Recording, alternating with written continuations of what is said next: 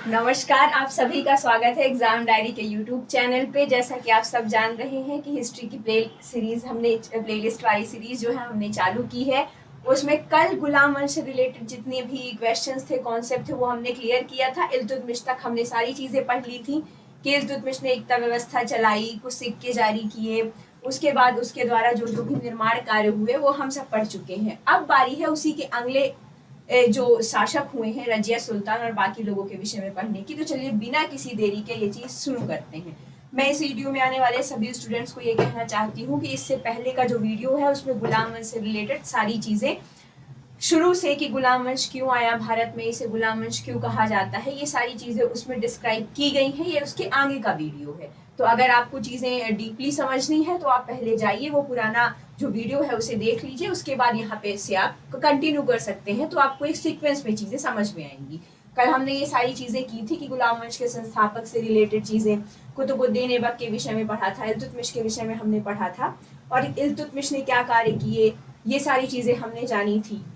और कुतुबुद्दीन ऐबक द्वारा किए गए निर्माण के विषय में हमने जाना था। तो चलिए आज उसके आगे पढ़ते हैं। कल हमने जाना था कि दिल्ली सल्तनत को इल्तुतमिश ने कैसे मजबूत किया। आप सबके सामने अगला सवाल है, गयासुद्दीन बलबन किस वंश का शासक था। तो मैंने आपको एक क्रम बताया था, आप सबको याद होगा।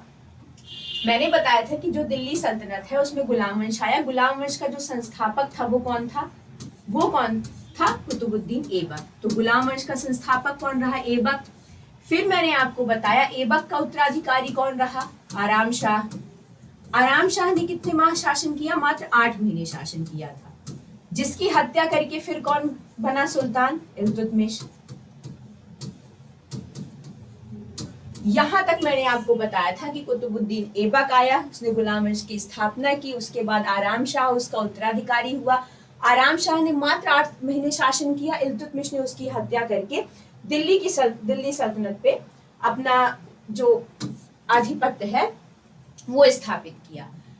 इल्तुतमिश के बाद जो सुल्तान बना वो था रुकनुद्दीन फिरोज। रुकनुद्दीन फिरोज बना, जो कौन था? इल्तुतमिश का एक बेटा था। रुकनुद्दीन के समय जो उसकी मां थी शाह तुर्कान, रुकनुद्दीन जब शासक बना तो जो उसकी मां शाह तुर्कान, उसका जो प्रभुत्व था सल्तनत में वो सबसे ज्यादा था। तो अगर कभी ये भी सवाल आता है कि इल्तुतमिश के बाद कौन शासक बना, तो इल्तुतमिश के बाद जो शासक बना वो रुकनुद्दीन फिरोज बना था। और रुकनुद्दीन फिरोज के समय जो उसकी मां थी शाह तुर्कान, उसका प्रभाव सल्तनत पे सबसे ज्यादा था। तो ये एक कॉन्सेप्ट था कि आपको क्लियर हो। अगर कभी आपको ये क्लियर ना हो कि इल्तुतमिश के बाद रजिया सुल्तान क्या डायरेक्ट शासक बन गई थी, तो नहीं, इल्तुतमिश के बाद डायरेक्ट रजिया सुल्तान नहीं आई थी। इल्तुतमिश के बाद इल्तुतमिश का एक बेटा था रुकनुद्दीन फिरोज, जिसकी मां थी शाह तुर्कान, जिनका प्रभाव उस समय सल्तनत में बहुत ज्यादा था, तो वो थे। तो अगर कभी सवाल आता है तो इल्तुतमिश के बाद कौन शासक बना, तो इल्तुतमिश के बाद रुकनुद्दीन फिरोज शासक बना। अब हम चर्चा करेंगे रजिया सुल्तान के बारे में। रजिया सुल्तान ने दिल्ली सल्तनत में 1236 से लेके 1240 तक शासन किया। तो अगर कभी रजिया सुल्तान के शासन काल के बारे में पूछता है तो आपको पता होना चाहिए कि जो दिल्ली सल्तनत की पहली महिला सुल्तान थी, दिल्ली सल्तनत की पहली महिला सुल्तान कौन थी? रजिया सुल्तान। और उनका शासन काल क्या था? 1236 से लेके 1240 ईस्वी तक। तो ये चीज आपको बहुत क्लियर होनी चाहिए, ठीक है। ये अब यहाँ पे जैसे सब मैंने इसलिए आपको ये बात बताई है क्योंकि इल्तुतमिश ने शासन प्रणाली कैसे मजबूत की, उसके बाद डायरेक्ट यहाँ क्वेश्चन आ गया कि गयासुद्दीन बलबन किस वंश से संबंधित थे। तो आपको ये कंफ्यूजन ना हो कि इल्तुतमिश के बाद डायरेक्ट बलबन आ गए, नहीं। इल्तुतमिश पहले कुतुबुद्दीन ऐबक, फिर आराम शाह, फिर इल्तुतमिश का बेटा रुकनुद्दीन फिरोज, उसके बाद रजिया सुल्तान दिल्ली की शासिका बनी, जिन्होंने 1236 से लेकर 1240 ईस्वी तक शासन किया और दिल्ली की पहली महिला सुल्तान भी कहलाई। तो कभी अगर सवाल आता है कि दिल्ली की पहली महिला सुल्तान कौन थी, तो वो रजिया सुल्तान थी। क्लियर? अगर ये भी सवाल उठता है कि रजिया सुल्तान ने क्या काम किए, रजिया सुल्तान एक ऐसी शासिका थी जिसने गैर तुर्की लोगों को सामंत बनाया, गैर तुर्की लोगों को अपनी सामंती व्यवस्था में शामिल किया। अगर कभी ये सवाल आता है, मान लीजिए कि जो गैर तुर्क थे, गैर तुर्कों को अपने शासन व्यवस्था में किसने शामिल किया, तो वो रजिया सुल्तान थी। इस कारण से जो उनके तुर्क दरबारी थे वो नाराज हो गए। इसी वजह से उन्होंने रजिया को बंदी बना के कैद खाने में डलवा दिया था। तो रजिया का जो शासन था वो 1236 से 1240 था। स्टोरी पर्पस में इसलिए बता रही हूँ क्योंकि आपको कुछ चीजें थोड़ा सा क्लियर रहे कि आखिर रजिया को क्यों बंदी बनाया गया था। क्योंकि रजिया ने अपने जो दरबार था उसमें गैर तुर्कों को जगह दी थी और इससे जो अमीर तुर्क थे वहां के वो नाराज हो गए थे, तो उन्होंने रजिया को बंदी बनवा दिया था और कैद खाने में डलवा दिया था। तो ये चीज आपको क्लियर हुई कि रजिया का शासनकाल 1236 से 1240 था।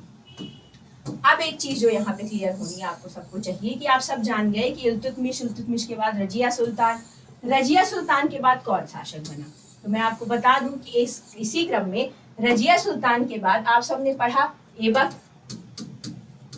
ऐबक के बाद आराम शाह के बाद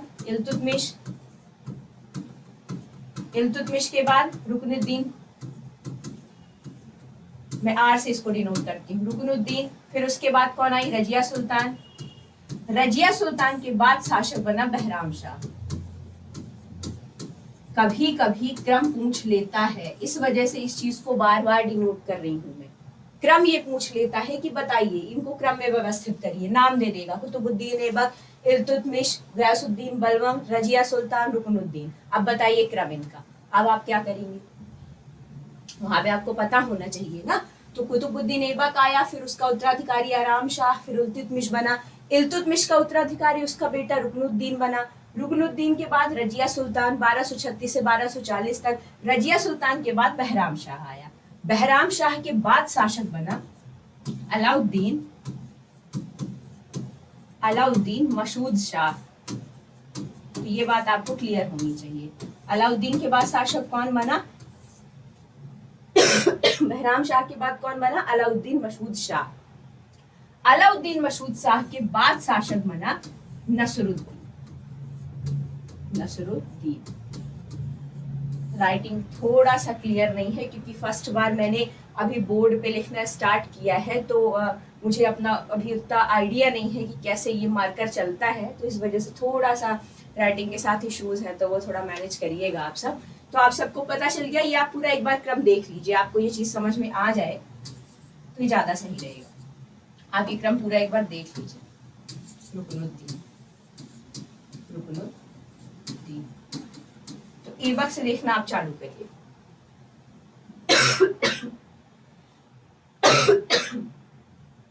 गला खराब है लेकिन वीडियोस भी डालनी है क्योंकि सामने एग्जाम है। आप सबको क्लियर हुआ।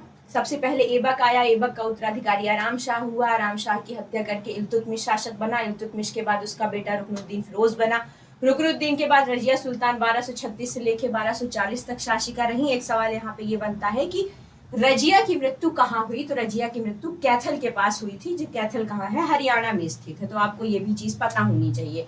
कभी कभी सवाल पूछ लेता है कि रजिया की शादी किससे हुई थी, तो रजिया की शादी अल्तुनिया से हुई थी। मैं इसलिए भी ये कॉन्सेप्ट क्लियर करवा रही हूँ कि कुछ छूट ना जाए। सामने एग्जाम है, फैक्चुअल क्वेश्चंस आने हैं, कुछ भी पूछ सकता है, हिस्ट्री है, तो कुछ रह ना जाए। जो क्वेश्चंस हैं वो तो ठीक ही हैं, जो एमसीक्यूज में हम सॉल्व करवा रहे हैं, जो नहीं भी है तो वो भी क्लियर होता चला जाए आपको। तो ये चीज आपको समझ में आई कि रजिया की मृत्यु कहाँ हुई थी, कैथल के पास हरियाणा में हुई थी, रजिया की शादी अल्तुनिया से हुई थी। ये चीज। रजिया के बाद कौन शासक बना, बहराम शाह बना। बहराम शाह के बाद कौन शासक बना, अलाउद्दीन मशहूद शाह बना। मशहूद शाह को हटवा दिया गद्दी से बलबन ने, और बलबन के ही प्रभाव में उस नसरुद्दीन महमूद को शासक बनाया गया। नसरुद्दीन महमूद इसलिए भी इम्पोर्टेंट है क्योंकि गयासुद्दीन बलबन के बारे में जब हम पढ़ेंगे तो ये कौन था, तो ये बलबन का दामाद था। बलबन ने अपनी पुत्री का विवाह इससे करा दिया था। लेकिन सवाल ये नहीं है, सवाल ये बनता है कि पूछा जाता है कि सल्तनत काल में एक ऐसा कौन सा शासक था जो टोपी सिलकर अपना जीवन निर्वाह करता था। अब बताइए, कोई शासक रहा होगा वो टोपी सिल के अपना जीवन निर्वाह कर रहा है। वो दिल्ली सल्तनत का शासक है, लेकिन जो उसका शौक है कि टोपी सिलना, वो टोपी सिलता है और उससे जो अर्निंग होती है उससे अपना जीवन निर्वाह कर रहा है। तो उसकी अर्निंग का सोर्स क्या था, तो वही कभी कभी पूछ लेता है कि ऐसा कौन सा शासक था जो टोपी सिलकर अपना जीवन निर्वाह करता था। टोपी सिलकर अपना जीवन निर्वाह करता था। तो टोपी सिलकर अगर कभी ये सवाल आता है तो टोपी सिलकर अपना जीवन निर्वाह कौन करता था? नसरुद्दीन महमूद। तो ये बात आपको क्लियर होनी चाहिए कि नसरुद्दीन महमूद था कौन? बलबन का दामाद था, बलबन ने ही इसे गद्दी पर बैठाया था। ये कौन सा ऐसा शासक था जो टोपी सिलकर अपना जीवन निर्वाह करता था? तो नसरुद्दीन महमूद। ये क्रम आपको क्लियर हो गया होगा, आई होप सो। कभी क्वेश्चंस में क्रम भी आ जाते हैं कि क्रम में व्यवस्थित करिए गुलाम वंश के शासकों को, तो आपको ये चीज क्लियर होनी चाहिए, आपको डाउट नहीं होना चाहिए। ऐबक, आराम शाह, इल्तुतमिश, इल्तुतमिश का बेटा रुकनुद्दीन, रुकनुद्दीन के बाद रजिया, रजिया के बाद बहराम शाह, बहराम शाह के बाद अलाउद्दीन मसूद शाह, उसके बाद आते हैं नसरुद्दीन महमूद। नसरुद्दीन महमूद एक ऐसा शासक था जो टोपी सिलकर अपना जीवन निर्वाह करता था। और यहाँ एक चीज मैं आपको और बता दूं कि नसरुद्दीन महमूद ने ही गयासुद्दीन बलबन को उलूग खां की उपाधि दी थी। तो कभी कभी गयासुद्दीन अभी बलबन के बारे में जब हम पढ़ेंगे तो कुछ सवाल ऐसे भी आएंगे कि गयासुद्दीन बलबन को उलूग खां की उपाधि किसने दी? तो वो यही शासक था, नसरुद्दीन महमूद ही था उसका दामाद जिसने गयासुद्दीन बलबन को उलूग खां की उपाधि दी। तो यहाँ पे ये आपको क्लियर होना चाहिए, ठीक है। कोशिश कर रही हूँ मैं जितने ज्यादा से ज्यादा फैक्ट हो सके, जितनी ज्यादा से ज्यादा चीजें हो सके आप सबके तक ला सकूं। तबीयत सही नहीं है, गला थोड़ा सा खराब है, फिर भी लग रहा है जितनी जल्दी से जल्दी प्लेलिस्ट डाली जा सके। कमेंट भी बहुत सारे बच्चे कर रहे हैं हिस्ट्री की डाल दीजिए प्लेलिस्ट, तो चलिए ठीक है, जितना हम कर सकते हैं वो हम पूरा प्रयास कर रहे हैं आपको कंटेंट देने का। बस आप बने रहिए साथ और पढ़ते रहिए। गुलाम वंश के शासकों ने किस धर्म को अपनाया था? बताइए, गुलाम वंश के शासक किस धर्म के थे? हिंदू थे, बौद्ध थे, इस्लाम थे, ईसाई थे? मुझे बताने की बिल्कुल जरूरत नहीं है कि जो गुलाम वंश के शासक थे उन्होंने इस्लाम धर्म अपनाया था। ये सवाल पूछा गया सवाल है, इसीलिए कई सारे बच्चे कंफ्यूज हो जाते हैं कि क्या लगाएं। तो इस्लाम धर्म राइट आंसर हो जाएगा। चलिए अगला सवाल, गुलाम वंश के शासकों ने किस भाषा को अपनाया था? बताइए। यहाँ पे बहुत लोग कंफ्यूज होते हैं।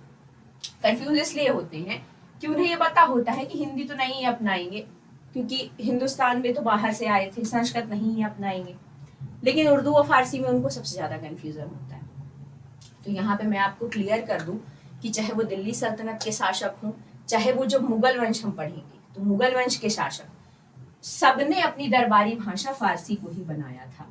ये चीज आपको क्लियर होनी चाहिए कि जब हम मुगल वंश भी पढ़ेंगे ना तो वहां भी ये सवाल आएगा कि मुगलों की जो दरबारी भाषा थी वो क्या थी? तो जो मुगलों की दरबारी भाषा थी वो फारसी ही थी। इसी तरह जो दिल्ली सल्तनत के शासक थे यानी कि गुलाम वंश के शासक थे, उनकी भी दरबारी भाषा क्या थी? उनकी भी दरबारी भाषा फारसी ही थी। तो राइट आंसर फारसी होगा। बहुत सारे बच्चे उर्दू लगा के आ जाते हैं जो गलत है।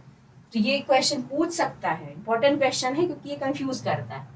तो कंफ्यूज नहीं होना है। अगर कभी ये पूछे कि गुलाम वंश के शासकों की क्या भाषा थी, तो गुलाम वंश के शासकों की जो दरबारी भाषा थी वो फारसी थी।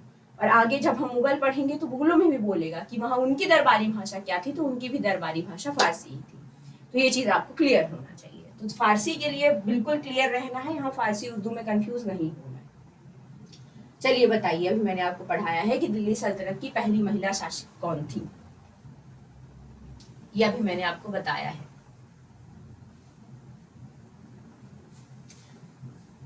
कुतुबुद्दीन ऐबक, इल्तुतमिश, रजिया सुल्तान बलबन। बिल्कुल सही, रजिया सुल्तान। रजिया सुल्तान दिल्ली सल्तनत की पहली महिला शासक थी जिनका शासनकाल कहाँ तक था?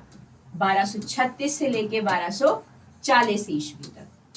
रजिया सुल्तान को क्यों बंदी बनाया गया? क्योंकि गैर तुर्कों को इन्होंने अपने दरबार में शामिल किया था, सामंतों में शामिल किया था।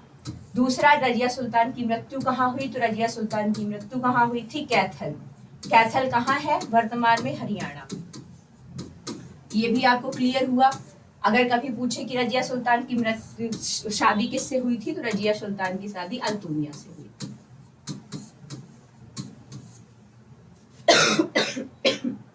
बात आपको क्लियर हुई है? रजिया सुल्तान 1236 से 1240 ईस्वी तक इन्होंने शासन किया था। कैथल हरियाणा में इनकी मृत्यु हुई थी और इनकी जो शादी हुई थी वो अल्तुनिया से हुई थी। तो ठीक है, रजिया सुल्तान के बारे में ये चीजें क्लियर। पहली महिला दिल्ली सल्तनत की शासिका कौन थी? यही थी। अब है दिल्ली सल्तनत में खलीफा की उपाधि किसने धारण की? आप मुझे ये बताइए। मैंने आपको बताया था कि दिल्ली सल्तनत का या गुलाम वंश का कहें, गुलाम वंश का सबसे शक्तिशाली शासक कौन था? मैंने आपको बताया था गुलाम वंश का सबसे जो शक्तिशाली शासक था वो इल्तुतमिश था। क्यों था? क्योंकि इसने बहुत सारी व्यवस्थाएं चलाई। एकता व्यवस्था चलाई, सिक्के जारी किए, तांबे का जीतल, चांदी का टंका, है ना, और मंगोलों से अपने साम्राज्य को संरक्षित भी रखा। इल्तुतमिश ही एक ऐसा शासक था जिसने बगदाद के खलीफा से खलीफा पद की उपाधि धारण करी थी। किसकी उपाधि धारण की थी? खलीफा की उपाधि।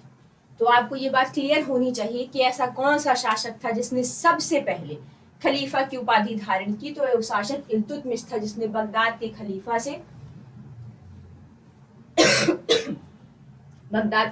से खलीफा पद की उपाधि धारण की। कब की थी? तो मुझे डेट तो एग्जैक्ट याद नहीं है, शायद 1296 ईस्वी में उन्होंने ये अडॉप्ट की थी ये उपाधि। एक बार आप क्रॉस चेक इसको कर लीजिएगा, जहां तक मुझे पता है 1296 ही था। तो इल्तुतमिश ने दिल्ली सल्तनत में खलीफा की उपाधि कब धारण की? तो इल्तुतमिश ने खलीफा की उपाधि बगदाद के खलीफा से धारण की थी। कब? 1296 में। और जब वो दिल्ली सल्तनत में सत्ता में बैठा था तो क्या बताया था मैंने आपको? 1211 ईस्वी में। ओके, ठीक है, चलिए अगला सवाल देखते हैं। बलबन ने दिल्ली सल्तनत के शासन काल में किस नीति को अपनाया? तो सबसे पहले हम बलबन के बारे में जान लेते हैं, तब तो हम जानेंगे, तब तो हम बलबन के बारे में पढ़ेंगे। मैंने आपको क्या बताया था कि नसरुद्दीन महमूद जो कि टोपी सीखकर अपना जीवन निर्वाह करता था। कौन था ये? बलबन का दामाद था। नसरुद्दीन महमूद को किसने गद्दी पर बैठाया था? बलबन ने बैठाया था। कहते हैं ना वो पपेट के तौर पे कि शासन कोई और कर रहा है, हमने गद्दी पर बैठा दिया है, वैसा ही कुछ इनका काम था। नसरुद्दीन महमूद टोपी सीखकर अपना जीवन निर्वाह करते थे। तो ये सवाल भी आता है। नसरुद्दीन महमूद के बाद गद्दी पर बैठता है बलबन। बलबन ने कई सारे काम किए। बलबन ने अपने दरबार में सिजदा और पाबोश की प्रथा अपनाई। अब आता है सिजदा और पाबोश क्या है? सिजदा मतलब अगर शासक है तो उसको हाथों को ऐसे, जो इस्लाम में है कि हाथों को ऐसे नीचे झुक के किया जाता है, या जो भी प्रोसेस होती है वो सिजदा पाबोश की प्रथा अगर कभी पूछी जाए, सिजदा और पाबोश की प्रथा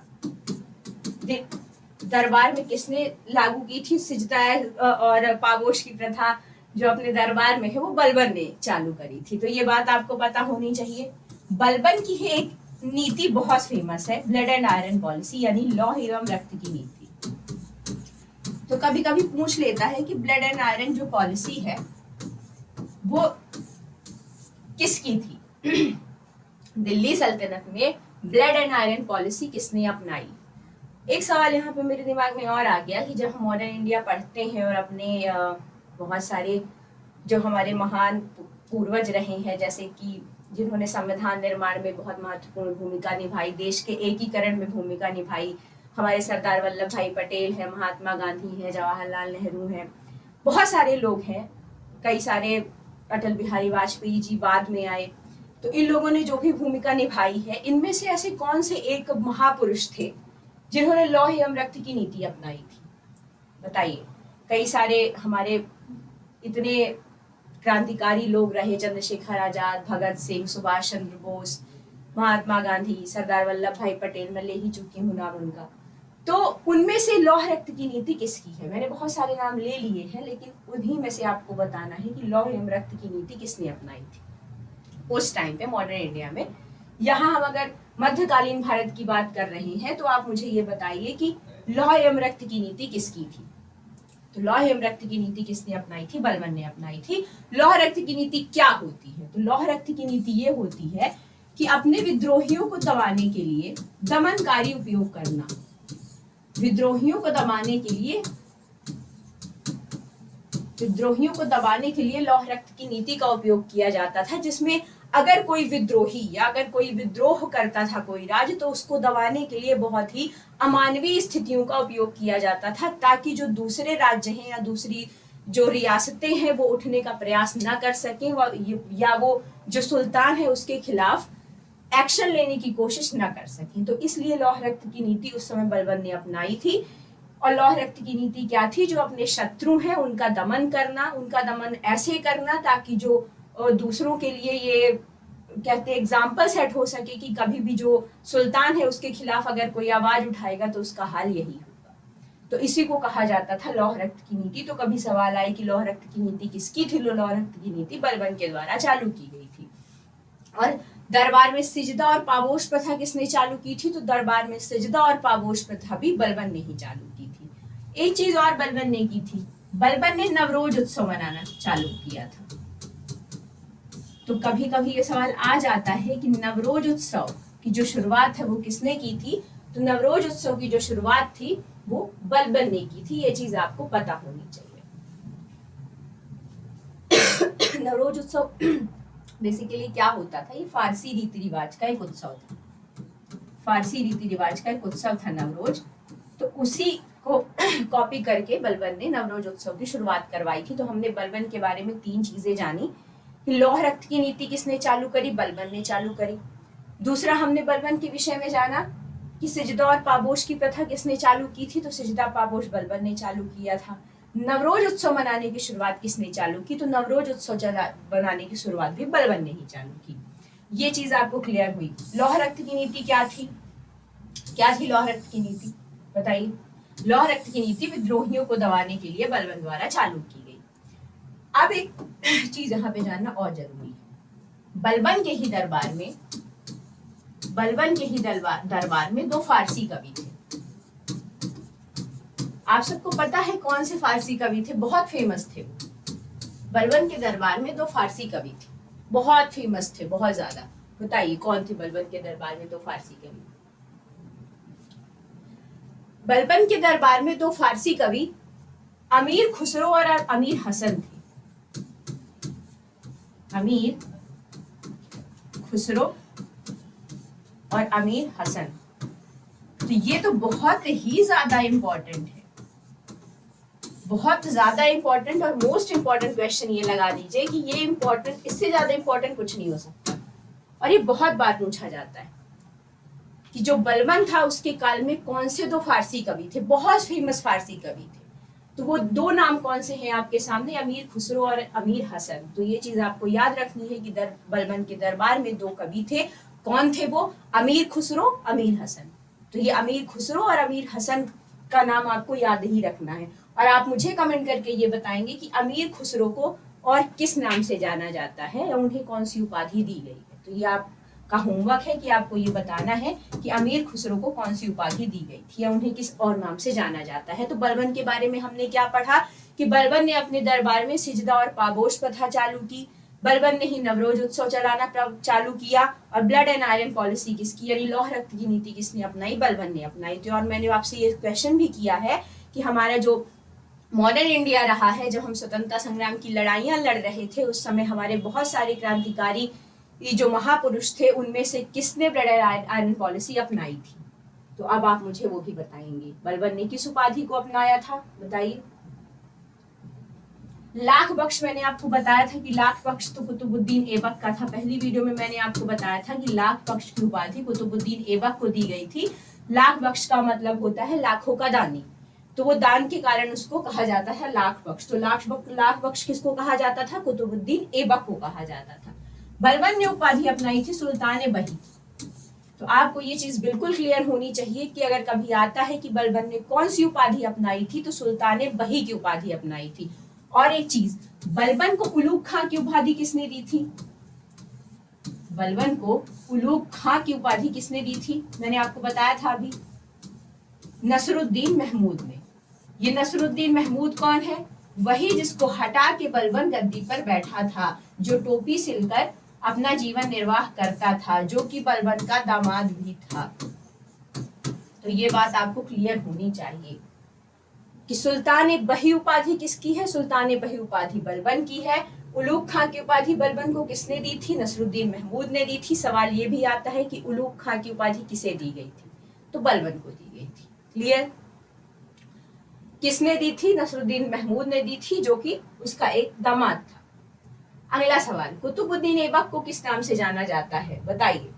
हम लगभग सारे कॉन्सेप्ट क्लियर कर चुके हैं। गुलाम वंश के जितने भी शासक थे बलबन तक, सारी चीजें क्लियर, बहुत क्लियर है। अब आप देखिएगा, आपसे आंसर ऐसे बनेगा। कुतुबुद्दीन ऐबक को किस नाम से जाना जाता है? लाख बख्श। अभी मैंने बताया था कि लाखों का दानी कहकर उसे बुलाया जाता था। क्लियर? देखिए, आपने कॉन्सेप्ट समझा, आपने एक जगह चीजें समझ ली, आपने एक ही जगह इल्तुतमिश के बारे में जान लिया, आपने एक ही जगह बलबन के बारे में जान लिया, कुतुबुद्दीन ऐबक के बारे में जान लिया। अब आपके सारे आंसर सही होने वाले, उसमें कोई डाउट नहीं होने वाला आपको। अगला है, इल्तुतमिश ने अपनी राजधानी कहाँ बनाई? मैंने आपको बताया था कि कुतुबुद्दीन ऐबक ने अपनी राजधानी लाहौर बनाई थी। बताया था मैंने कि ऐबक ने अपनी राजधानी कहाँ बनाई थी?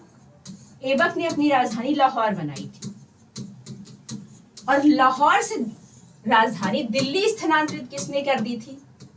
मैंने आपको बताया था कि ऐबक ने अपनी राजधानी लाहौर बनाई थी, लेकिन लाहौर से दिल्ली स्थानांतरित इल्तुतमिश ने की थी। तो इल्तुतमिश ने अपनी राजधानी कहाँ बनाई? दिल्ली।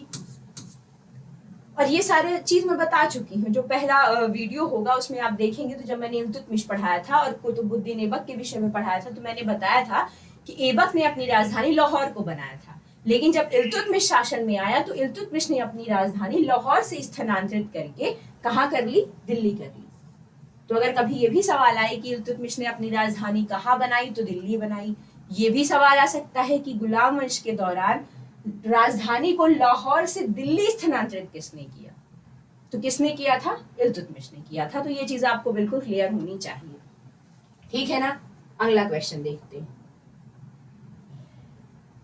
गुलाम वंश के शासकों का संबंध किस वंश से था? बताइए, क्या आपको ये फाइंड आउट करने में दिक्कत होगी? मैंने आपको बताया था कि जब गौरी ने यहाँ भारत के क्षेत्रों को जीता और वो अपने देश वापस लौट गया तो उसने अपने गुलामों को यहाँ का साम्राज्य सौंप दिया, तो उसके गुलामों ने यहाँ उसके ही नाम से शासन किया, इसीलिए उसे कहा जाता है गुलाम वंश या मामलुक वंश। मामलुक का मतलब होता है किसी के अधीन होना। तो सवाल है कि गुलाम वंश के शासकों का संबंध किस वंश से था? बताइए, आप सही कर पा रहे हैं कि नहीं? सही कर पा रहे हैं तो मतलब आपको क्लास समझ में आ रही है, आप क्लास अच्छे तरीके से कर पा रहे हैं। गुलाम वंश के शासकों का संबंध किससे था? गौरी वंश से। किससे था? गौरी से संबंधित था। तो ये चीज आपको यहाँ पे क्लियर हो। अगला सवाल, अब यहाँ से खिलजी वंश स्टार्ट हो जाएगा। यहाँ से खिलजी वंश स्टार्ट हो जाएगा। खिलजी वंश जैसे मैंने बताया था 1206 से 1290 तक क्या था? गुलाम वंश। गुलाम वंश के बाद आएगा खिलजी वंश, जो जिसकी स्थापना 1290 ही ईस्वी में होगी, फिर ये 1320 ईस्वी तक चलेगी। इसके बारे में हम आगे पढ़ेंगे बिल्कुल अच्छे तरीके से। यहाँ पे आपका गुलाम वंश खत्म होता है। गुलाम वंश के शासकों के बारे में आपने बहुत सारी चीजें पढ़ ली हैं। आपको ये भी पता है कि गुलाम वंश का अंतिम शासक सैफुद्दीन को कैमुर्स को माना गया है। तो अगर ये भी आता है कि अंतिम शासक कौन था गुलाम वंश का, तो कैमुर्स था। तो ये भी याद रहे, कहीं कहीं कैफूबाद भी लिखा हुआ पाया जाता है, तो उसे भी आप सही कर सकते हैं अगर कैमुर्स ऑप्शन में नहीं है तो। ठीक है, जितना भी हो सका है उतना पढ़ाने की कोशिश की गई है। मैंने यही सोचा था कि गुलाम वंश के जितने भी शासक हुए हैं उनके द्वारा की गई जो भी नीतियां अपनाई गई हैं, जो भी कार्य किए गए हैं, चाहे वो स्थापत्य क्षेत्र में हो, साहित्य क्षेत्र में हो या किसी भी क्षेत्र में हो, वो सारी चीजें मैं आपको एक ही जगह कवर करा दूं ताकि कभी कंफ्यूजन ना हो। तो वो सारी चीजें कवर करा दी गई हैं। यहाँ पे आपका गुलाम वंश खत्म होता है। अब हम अगला पढ़ेंगे खिलजी वंश, तुगलक वंश, सैयद वंश और लोधी वंश। उसके बाद इब्राहिम लोधी किससे पानीपत के पहले युद्ध में लड़के, फिर बाबर आएगा, बाबर स्थापना करेगा मुगल वंश की। फिर हम मुगल वंश के बारे में पढ़ेंगे। मुगल वंश जहाँ पे समाप्त हो, जहाँ औरंगजेब की मृत्यु होती है, वहां से फिर हम मराठों के विषय में थोड़ी बहुत नॉलेज गेन करेंगे और मराठों के बाद हम पहुंचेंगे डायरेक्ट मॉडर्न इंडिया पे। तो यहाँ मैंने आपको एक ब्रीफ नॉलेज दे दिया है, जो भी आगे वीडियोस आने वाले हैं उसका। मराठों के बाद फिर मॉडर्न इंडिया आएगा, वहां पे आपको अलग अलग टॉपिक्स पे वीडियो मिल जाएंगे, सारी चीजें वहां पे आपको कवर करा दी जाएंगी। बस आपको हाँ एक चीज करना है कि आपको चैनल सब्सक्राइब कर लेना है। उसका फायदा आपको ये होगा कि अगर आप चैनल सब्सक्राइब कर लेंगे तो जब हमारे वीडियोज नए अपलोड किए जाएंगे यूट्यूब पे तो उसका आपको नोटिफिकेशन आ जाएगा। क्योंकि बहुत बार ऐसा होता है कि वीडियो अपलोड हो गए हैं लेकिन आपको नोटिफिकेशन नहीं आया, तो आपको पता ही नहीं चला कि वीडियो आ गया है, तो वहां पे थोड़ा आप पीछे रह जाएंगे। तो इस वजह से सब्सक्राइब कर लीजिएगा ताकि जैसे ही वीडियो अपलोड हो तो आपको नोटिफिकेशन उस चीज का आ जाए। और बस यही आशा है कि ऐसे ही पढ़ते रहिए। आज थोड़ा सा गले में दिक्कत थी तो थोड़ा आवाज का भी इशू आ रहा था, तो वो थोड़ा सा आप मैनेज करिएगा। और बस ऐसे ही साथ बने रहिए, पढ़ते रहिए। जय हिंद, जय भारत।